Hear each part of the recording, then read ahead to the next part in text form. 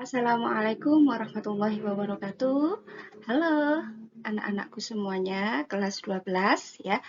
Kali ini gimana kabar kalian semuanya di rumah? Sehat-sehat kan?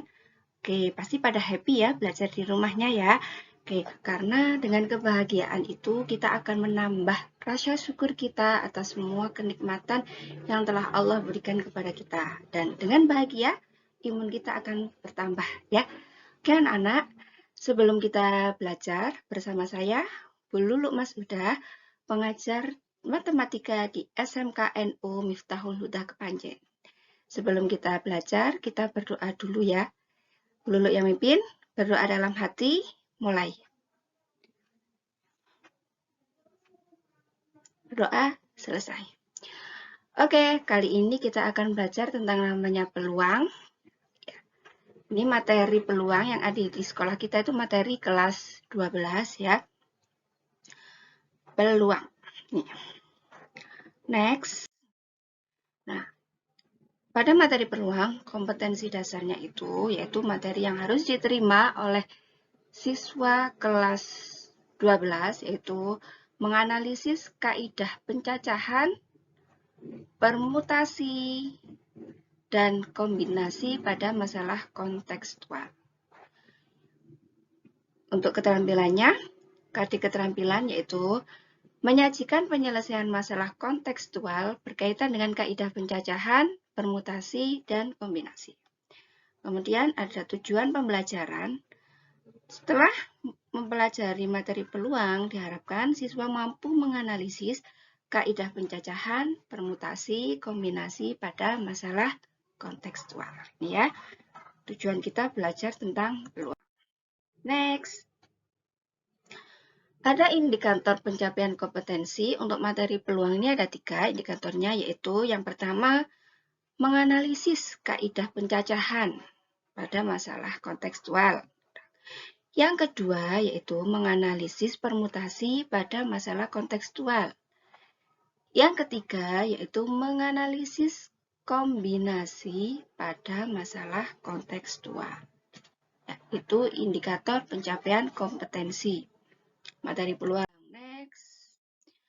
Nah, sebelum kita masuk lebih dalam lagi untuk materi peluang ini, di sini kita akan mempelajari dulu ada 3 materi ya yang ada pada peluang. Yang pertama ada kaidah pencacahan. Nah, baru kenal ya istilah seperti ini? Atau kalian udah pernah mengenal istilah-istilah seperti ini sebelumnya? Ya, kalau yang sudah mengenal, kita mereview dulu ya. Yang baru kenal, kita pelajari sekarang ya. Yang kedua itu ada istilah permutasi, dan yang ketiga ada kombinasi. Oke, next. Yang pertama yang kita pelajari yaitu kaidah pencacahan. Ya. Seperti apa sih kaidah pencacahan ini?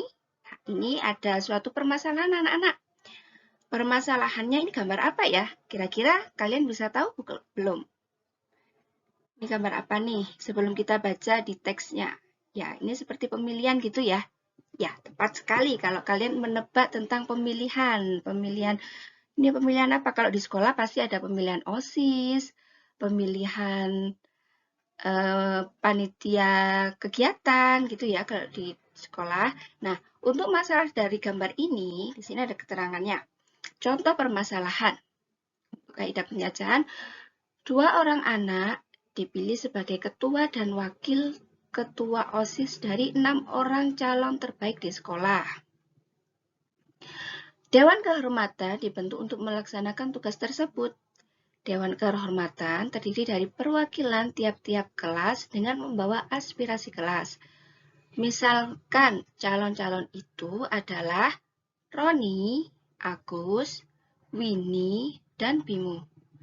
Ada berapa susunan ketua dan wakil ketua yang harus dipertimbangkan oleh Dewan Kehormatan? Nah, itu adalah salah satu contoh permasalahan dari kaidah pencacahan. Oke. Next.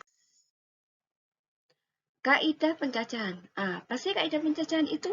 Nah, kaidah pencacahan itu merupakan cara atau aturan untuk menghitung semua kemungkinan yang dapat terjadi dalam suatu percobaan tertentu. Itu pengertian dari kaidah pencacahan. Oke. Dari permasalahan di atas, ya, pemilihan ketua dan wakil ketua OSIS, itu kita bisa menyelesaikannya dengan kaidah pencacahan, yaitu yang pertama itu namanya aturan pengisian tempat. Kita menyelesaikan dengan aturan pengisian tempat. Pada aturan pengisian tempat ini, itu ada 3 penyelesaian. Yang pertama dengan diagram pohon. Ya, ini diagram pohon. Ketua dari masing-masing nama tadi itu bisa kita kandidatkan. Ketuanya itu Roni, Agus, Winnie, dan Bimo. Nah, yang pertama, jika kandidatnya Roni, maka 3 siswa tadi bisa dikandidatkan sebagai wakil ketua. Nah, ada Agus, Winnie, dan Bimo, wakil ketuanya. Maka di sini terjadi pasangan ketua dan wakil ketua. Yang pertama, ada pasangan Roni dan Agus. Selanjutnya, ada pasangan Roni dan Winnie. Yang ketiga, ada pasangan Roni dan Bimo. Gitu. Itu ya, yang jika ketuanya Roni. Selanjutnya, jika ketuanya itu Agus, maka kandidat wakil ketuanya bisa Roni, bisa Winnie, bisa Bima. Itu ya. Maka di sini ada pasangan ketua dan wakil ketua, yaitu Agus dan Roni, Agus dan Winnie, kemudian Agus dan Bima. Tuh. Selanjutnya, jika kandidat ketua itu Winnie, maka kandidat wakil itu bisa Roni, bisa Agus, bisa Bimo. Ya, maka pasangan ketua dan wakil ketua itu ada Winnie dan Roni, ada Winnie dan Agus, ada Winnie dan Bimo. Yang terakhir itu jika kandidat ketuanya itu Bimo anak-anak, maka wakilnya itu bisa Roni, bisa Agus, bisa Winnie. Ini Winnie-nya nggak tertulis ya anak-anak ya. Maka pasangannya itu juga ada 3. Seperti itu untuk penyelesaian menggunakan diagram pohon. Terus kalau penyelesaian menggunakan pasangan berurutan. Ini kita menggunakan pasangan berurutan. Ini ya. Kalau kandidat ketuanya Roni, maka pasangan wakil ketuanya siapa? Bisa Agus, bisa Winnie, bisa Bimo. Gitu. Kalau kandidat ketuanya Agus, maka wakilnya itu yang tadi ya. Ini kita kalau menggunakan pasangan berurutan. Yang ketiga, itu kita kalau menggunakan tabel. Nah, ini ada 4 kandidat tadi. Ada Roni, ada Agus, Winnie, dan Bimo. Ini sama ya untuk mendaftar. Ini nama keempat dari mereka. Untuk yang kolomnya juga nama keempat dari calon kandidat. Dari sini ada Roni dan Roni itu tidak terpilih karena ini nggak ada wakil ketua dan wakilnya itu sama nggak ada ya. Maka ini nggak ada, dikosongin. Gitu. Tuh, untuk kaidah pencacahan untuk pemilihan ketua dan wakil ketua kita bisa menggunakan aturan pengisian tempat dengan 3 penyelesaian, yaitu diagram pohon, pasangan berurutan, dan tabel silang. Nah, oke, maka dari permasalahan di atas kita dapat melakukan pemilihan ketua dan wakil ketua dalam 2 tahap, yaitu yang pertama kita memilih ketua dari 4 calon yang ada tadi ya. Yang kedua, jika dari keempat tadi, jika 1 sudah terpilih jadi kandidat calon ketua, maka sisanya ada 3. Nah, 3 pasang tadi bisa kita kandidatkan menjadi wakil ketua. Dengan cara pengisian tadi, kita menggunakan 3 cara. Kemudian kalau dengan menggunakan aturan perkalian, kita bisa langsung mengalihkan, yaitu 4 orang tadi dikalikan 3 sisa calon kandidatnya. Maka di sini 4 kali 3 itu jumlahnya ada 12. Seperti itu. Ya. Oke, next. Sebelum kita belajar lagi, ya, masuk ke namanya permutasi, ya. Itu yang tadi untuk kaidah pencacahan sudah. Sekarang sebelum kita masuk ke permutasi, kita masuk ke namanya notasi faktorisasi. Karena kita nanti di materi permutasi, kita sering menggunakan faktorisasi. Ya, sebelumnya kita akan pelajari apa sih faktorisasi itu? Apa ya faktorisasi? Notasi faktorisasi. Misalkan ini pengertiannya ya anak-anak ya. N faktorial dituliskan sebagai N tanda seru. Nah, faktorisasi itu simbolnya tanda seru. N faktorial dituliskan N tanda seru sama dengan N dalam kurung N-1 dikali dalam kurung N-2 dikali dalam kurung N-3. Dengan N adalah bilangan cacah. Faktorial bersifat menuju angka 1, maka N faktorial dapat dituliskan N tanda seru. Sama dengan N dikali dalam kurung N-1 tanda seru. Bila dituliskan untuk N sama dengan 1. Contoh ini anak-anak ya. N sama dengan 1, maka kita bisa mengganti nilai N dengan 1. 1 faktorial. Sama dengan, kita sesuai rumusnya di sini yaitu N dalam kurung N-1. Maka di sini N-nya diganti 1. 1 dalam kurung 1 dikurangi 1 faktorial. Nah, lambangnya faktorial tanda seru ya. Jadi, 0 faktorial itu sama dengan 1. Dapat dituliskan, sehingga dapat dituliskan kalau 1 faktorial itu sama dengan 1. Dan 0 faktorial itu juga sama dengan 0 faktorial sama dengan 1. Itu. Ya. Ini buktinya. Jadi kalau 1 faktorial itu sama dengan 1, kalau 0 faktorial itu sama dengan 1. Contoh, ini contoh faktorial ya, penyelesaian faktorial. 6 faktorial, ini 6 faktorial. Penyelesaian 6 faktorial itu penyelesaian dikalikan dengan angka-angka di bawahnya sampai berhenti di angka 1. Ya, bukan 01. Maka penyelesaian di sini 6 faktorial itu sama dengan 6 kali angka di bawahnya. Di bawahnya 6 ada 5. Dikali 4, dikali 3, dikali 2, dikali 1, stop. Ya. Maka di sini 6 kali 5, 30. 30 dikali 4, 120. 120 dikali 3, 240. 240 kali 2, gini ya. Tuh, ketemu. Maaf ya.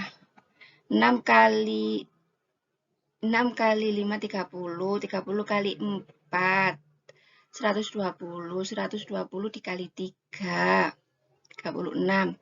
360. 360 kali 2, ada 720. Gitu ya. Contoh yang kedua, 5 faktorial dibagi dengan 3 faktorial. Pembagian.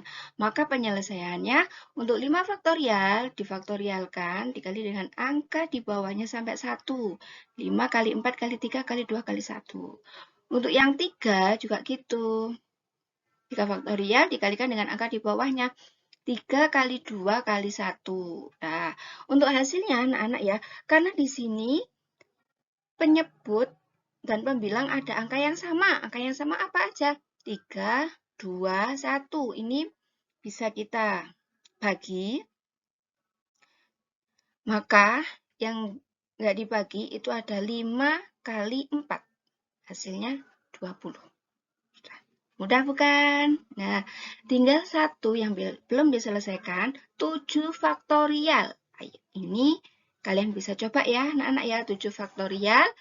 Bisa dicoba berapa hasilnya. Untuk hasilnya bisa dikonsultasikan ke Bu Lulu, hasilnya bisa dikumpulkan di lewat Google Classroom atau lewat WhatsApp Bu Lulu. Japri ya. Ditunggu. Oke, setelah tadi kita belajar tentang kaidah pencacahan, tentang faktorial, sekarang yang kedua kita akan belajar tentang permutasi. Permutasi, apa ya permutasi itu ya? Next, kita set dulu anak-anak. Set lewat tablet. Apa sih permutasi? Permutasi itu adalah suatu urutan yang berbeda yang mungkin dari unsur yang diambil dari n unsur yang berbeda. Permutasi sangat memperhatikan urutan dan biasa digunakan dalam soal pemilihan ketua, sekretaris, bendahara, atau sejenisnya. Oke. Contoh di sini, kata kunci permutasi adalah urutan dan perbedaan. Misalnya, 1, 2, 3. Tidak sama dengan 2, 3, 1 atau 3, 2, 1. Karena 2, 3, 1 dan 3, 2, 1 ini tidak memperhatikan urutan. Sedangkan permutasi itu sangat memperhatikan urutan dan perbedaan. Ya anak-anak ya. Jadi urutannya setelah 1 itu ya berapa? Ya 2. Setelah 2, 3. Itu permutasi. Terus di sini ada istilah permutasi memperhatikan urutan bisa digunakan dalam pemilihan ketua, sekretaris, bendahara. Nah, apa maksudnya? Di sini maksudnya ya anak-anak ya. Ketua itu pasti itu posisinya ada di atasnya sekretaris dan bendahara. Ya. Untuk susunan kepanitiaan, ketua biasanya ada di atas, ketua ada di atas, di bawahnya ketua itu ada sekretaris, ada bendahara. Jadi terurut. Ya. Itu adalah salah satu contoh dari permutasi. Permutasi itu disimbolkan dengan dinotasikan dengan P, N, K. Nah, ini untuk rumus penyelesaiannya, di mana N jumlah objek yang dapat dipilih dan R jumlah objek yang harus dipilih. Oke, next. Ada apa ya selanjutnya? Selanjutnya ada macam-macam permutasi. Ya, macam-macam permutasi itu ada 3.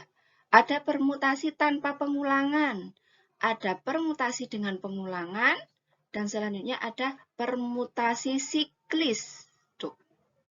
Nah, apa itu? Permutasi pengulangan. Permutasi tanpa pengulangan. Permutasi tanpa pengulangan merupakan jika urutan diperhatikan dan setiap objek yang tersedia hanya bisa dipilih atau dipakai sekali. Jumlah permutasi yang ada adalah P, N, K. Sama dengan N faktorial dibagi N min K faktorial. Contoh anak-anak. Contohnya seperti ini. Suatu sekolah membentuk tim delegasi yang terdiri dari 4 anak kelas 10, 5 anak kelas 11, dan 6 anak kelas 12. Kemudian akan ditentukan pimpinan yang terdiri dari ketua, wakil ketua, dan sekretaris. Tentukan banyaknya kemungkinan susunan pimpinan. Nah ini mau dari berapa nih? Dari kelas 10 dipilih 6 anak.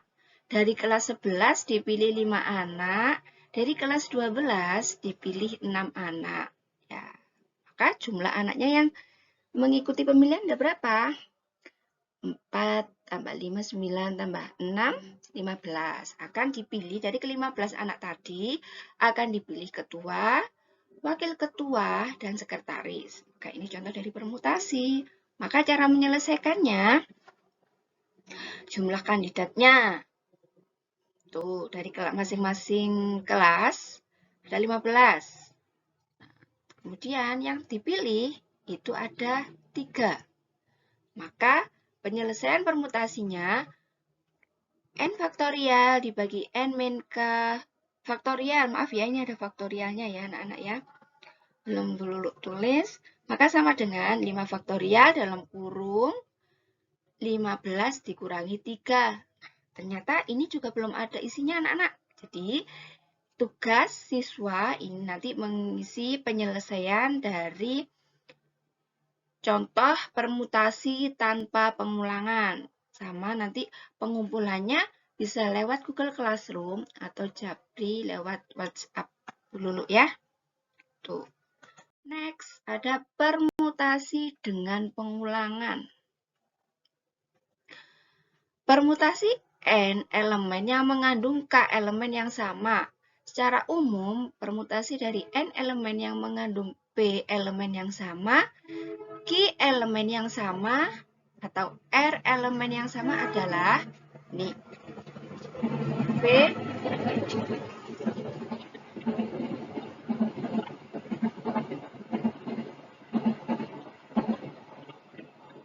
maaf ya, ada iklan lewat.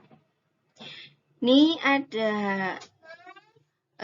penyelesaian permutasi dengan pengulangan. Ini seperti ini rumusnya. Oke. Contohnya. Contoh untuk permutasi dengan pengulangan. Berapa banyak susunan huruf yang berada di bentuk, berapa banyak susunan huruf yang berbeda ini anak-anak ya, yang dibentuk dari huruf-huruf matematika. Nah, dari penyelesaian ini kita ambil kata matematika. Itu terdapat 10 huruf. Kita cari angka yang sama. Nah, yang nggak sama nggak usah ditulis ya. Kita cari angka yang sama. Yang sama ternyata ada huruf M. Jumlahnya 2. A-nya ada 3. T-nya ada 2. Jika banyaknya susunan yang diminta adalah P, maka penyelesaiannya permutasi sama dengan 10 faktorial dibagi dengan angka-angka yang sama ya anak-anak ya. Dibagi angka-angka yang sama, jadi angka yang sama ada huruf M, ada 2. A-nya ada 3, T-nya ada 2, difaktorialkan. 10 faktorial dibagi dengan 2 faktorial, dikali 3 faktorial, dikali 2 faktorial. Nah, untuk faktorial itu dikalikan dengan angka di bawahnya. 10 kali 9 kali 8 kali 7 ya, sampai dengan angka 1. Loh, ini kok di 3 udah berhenti? Ya, angka di 3 faktorial udah berhenti karena di bawahnya ini juga ada 3 faktorial. Jadi supaya tidak lama-lama kita membaginya, cukup kita berhenti di angka 3 karena di penyebutnya ini juga ada angka 3 faktorial, nanti bisa dibagi ya anak-anak ya. Kemudian di sini ada angka 2 kali 2, 4. Nanti bisa dibagi 4 kali 4, 1. Udah dibagi habis. Sekarang yang tersisa yaitu tinggal angka 10 kali 9, dikali 8, dikali 7, dikali 6, dikali 5. Ternyata jumlah susunan yang dapat dibentuk dari kata matematika ada 151.200. Ya, itu contoh dari permutasi dengan pengulangan. Next, yang terakhir itu anak-anak ada permutasi siklis. Permutasi siklis itu yaitu pengertiannya terjadi jika susunan elemen terdapat dalam kurva tertutup. Nah, seperti apa sih maksudnya? Ini, yaitu banyaknya permutasi siklis dari n elemen adalah P siklis dalam kurung n-1 faktorial. Contoh, ini untuk permutasi siklis, contohnya ada 4 peserta rapat yang duduk di kursi bundar. Dengan berapa cara mereka dapat duduk dengan urutan yang berbeda? Kursinya bundar, ini kan berarti dia tertutup ya, susunannya tertutup. Itu siklis masuk pada istilah permutasi siklis ya. Maka penyelesaiannya di sini banyaknya peserta yang rapat itu ada 4. Maka permutasi yang dapat dibentuk diselesaikan yaitu dalam kurung 4 dikurangi 1 faktorial sama dengan berapa? 6. 4 dikurangi 1, 3. 3 faktorial ketemunya 6. Ya. Oke, anak-anak, itu tadi sekilas dari penjelasan Bu Lulu tentang kaidah pencacahan, faktorial, dan permutasi. Untuk kombinasi, itu nanti akan saya jelaskan lagi di pertemuan berikutnya. Oke, demikian ya anak-anak untuk pembelajaran kali ini tentang peluang. Tetap semangat. Jangan lupa kita happy-happy terus ya, supaya imun kita akan bertambah banyak. Oke, demikian dari pembelajaran dari saya. See you next time. Sampai ketemu lagi. Wassalamualaikum warahmatullahi wabarakatuh.